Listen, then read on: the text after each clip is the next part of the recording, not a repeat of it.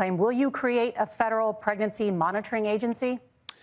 No, Nora, certainly we won't. And I want to talk about this issue because I know a lot of Americans care about it, and I know a lot of Americans don't agree with everything that I've ever said on this topic. And, you know, I grew up in a working class family in a neighborhood where I knew a lot of young women who had unplanned pregnancies and decided to terminate those pregnancies because they feel like they didn't have any other options.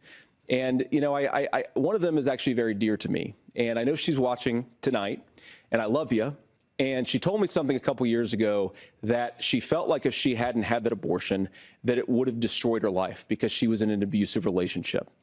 And I think that what I take from that as a Republican who proudly wants to protect innocent life in this country, who proudly wants to protect the vulnerable, is that my party, we've got to do so much better of a job at earning the American people's trust back on this issue where they frankly just don't trust us. And I think that's one of the things that Donald Trump and I are endeavoring to do.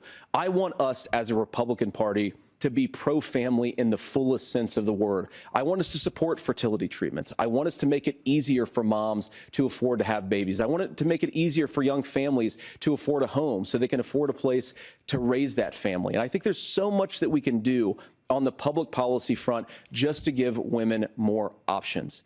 Now, of course, Donald Trump has been very clear that on the abortion policy specifically, that we have a big country and it's diverse. And California has a different viewpoint on this than Georgia. Georgia has a different viewpoint from Arizona. And the proper way to handle this, as messy as democracy sometimes is to let voters make these decisions, let the individual states make their abortion policy. And I think that's what makes the most sense in a very big, a very diverse, and let's be honest, sometimes a very, very messy and divided country.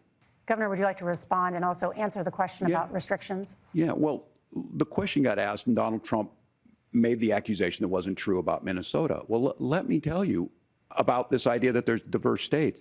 There's a young woman named Amber Thurman. She happened to be in Georgia, a restrictive state. Because of that, she had to travel a long distance to North Carolina to try and get her care.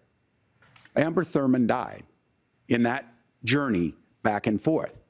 The fact of the matter is, how can we as a nation say that your life and your rights, as basic as the right to control your own body, is determined on geography? There's a very real chance had Amber Thurman lived in Minnesota, she would be alive today.